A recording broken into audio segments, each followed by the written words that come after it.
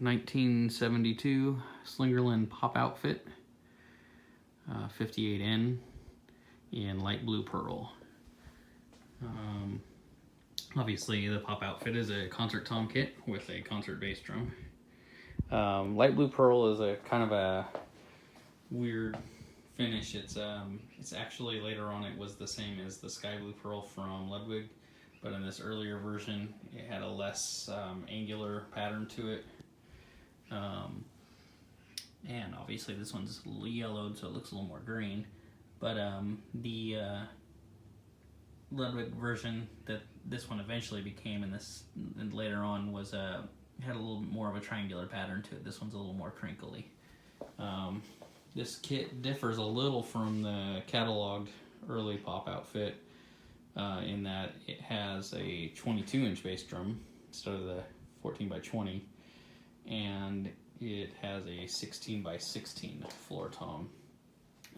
The toms are still 3-ply with re-rings. It's a 8x12 and a 9x13, 16x16, and then a 14x22. The bass drum is actually a 5-ply with that chrome edge on it, and then the rippled pearl, metallic pearl. I can't remember exactly what they called it on the inside. It's basically a clear plastic that's got a texture to it, and it had looked like a foil backing on the inside of it.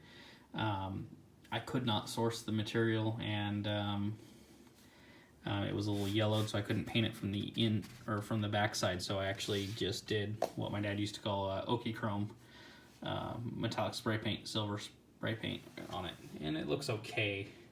From distance, it looks fine. It's supposed to, I guess, help the projection, but I think the main idea was to make it look a little nicer. I got my Slingerland logo in there. There is no bearing edge on this on the front side. It's just flat, so they didn't sand a bearing edge on it.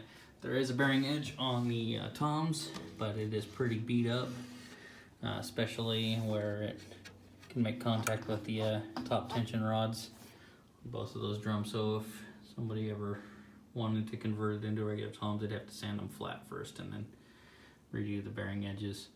The insides of these are pretty rough. The kit in general looks like it got quite a bit of weather to it. The guy I bought it from, I picked it up about 2 years ago.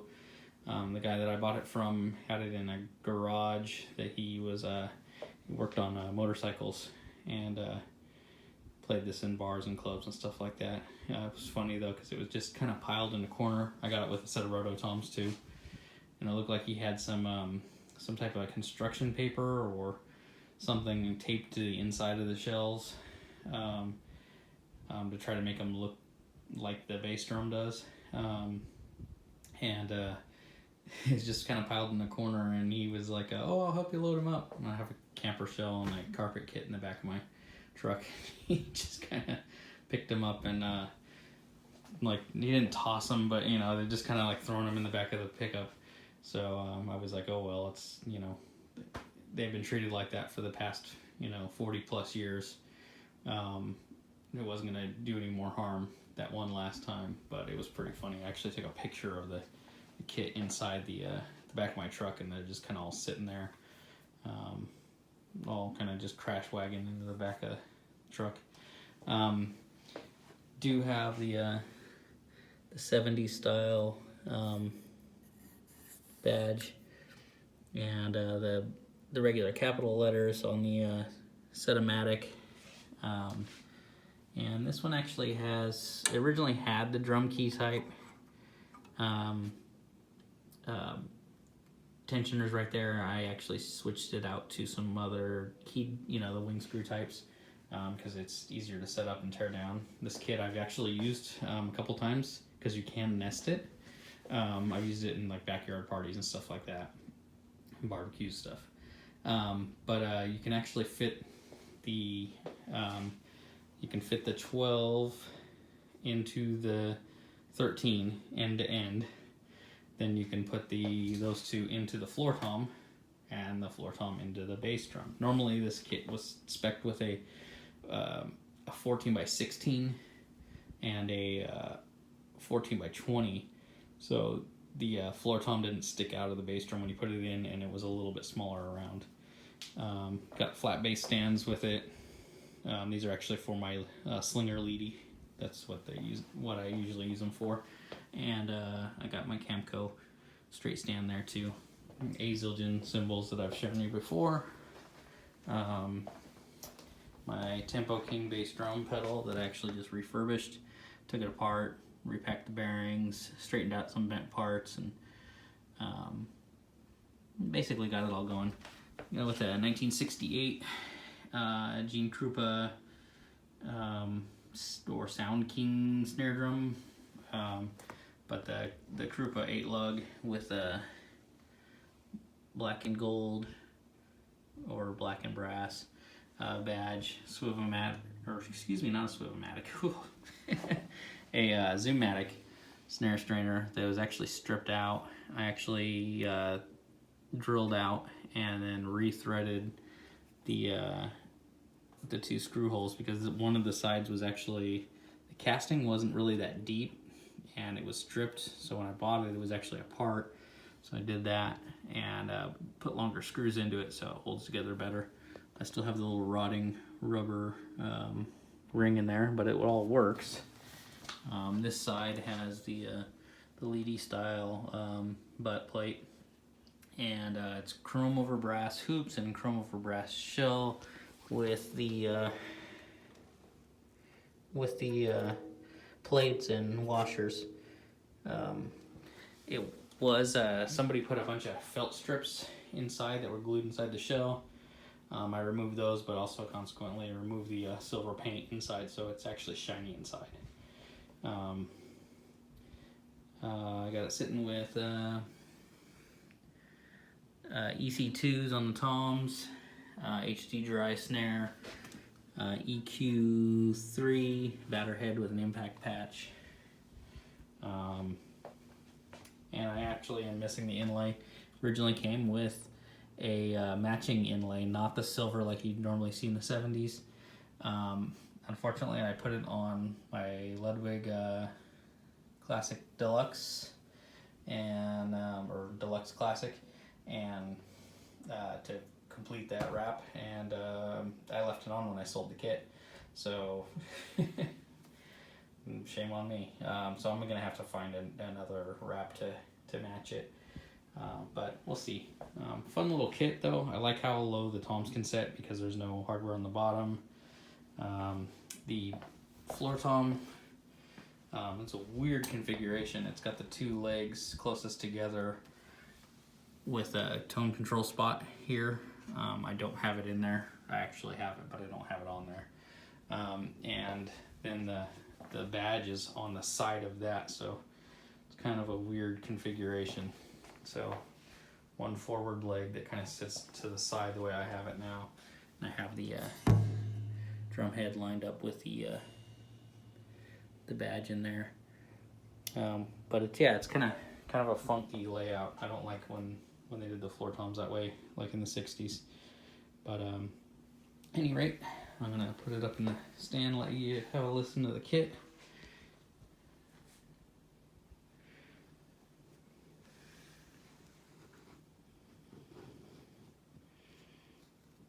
All right.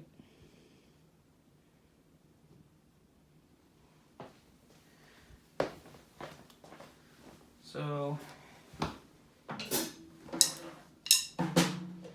the snare drum with the mute off first, and it's a pretty muted head too, so I'm not crazy about the tone and the heads in general. I'm not really that versed in Evans head, so I'm kind of getting used to it.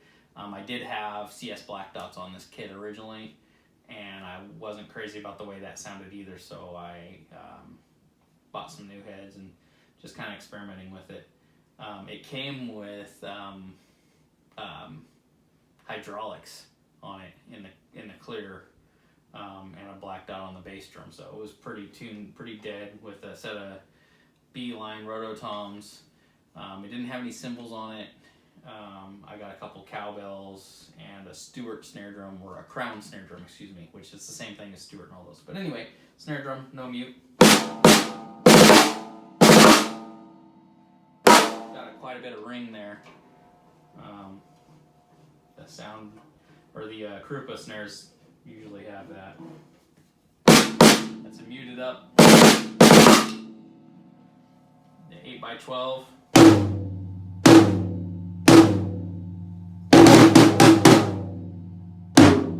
9x13.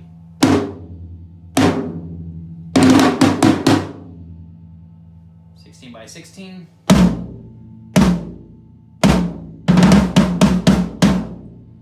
14x22.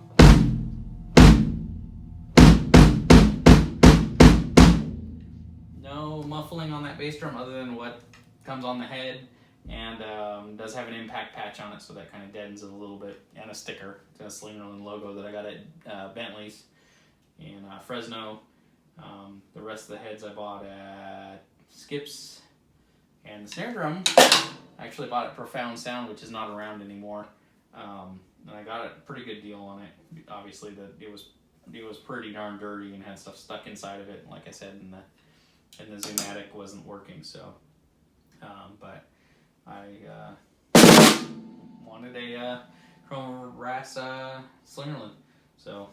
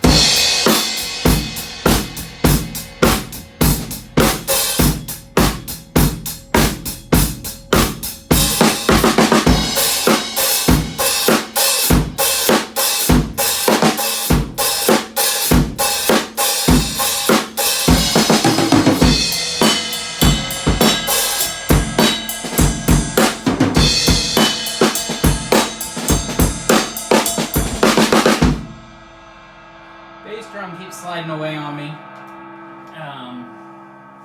Got the telescoping spurs. There's no front hoop, so there's no place to clamp a bass drum anchor on it. So I gotta figure something out there. But a little more funky style. I always think of like Bee Gees and like Three's Company with this kit, because the concert toms, you know, or that kind of disco-ish kind of thing. But I guess it could be more of like a regular rock kit too.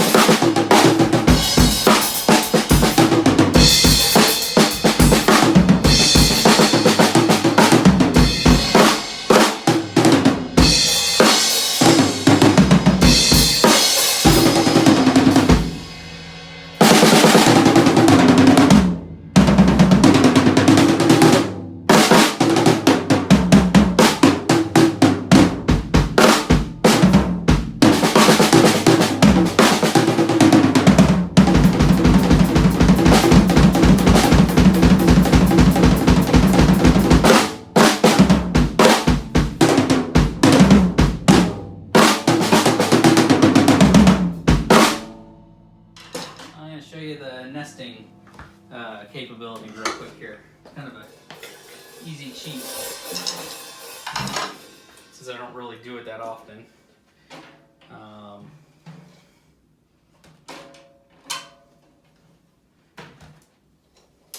Get some of this out of the way.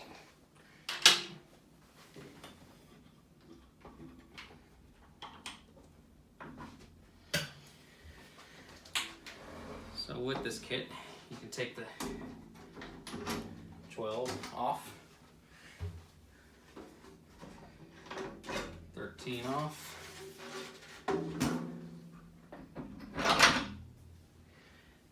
take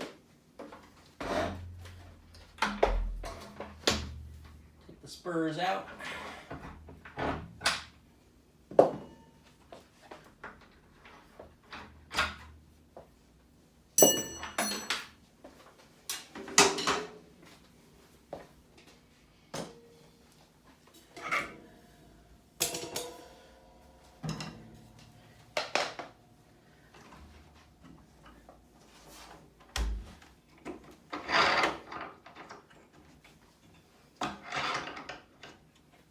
Now obviously you can take and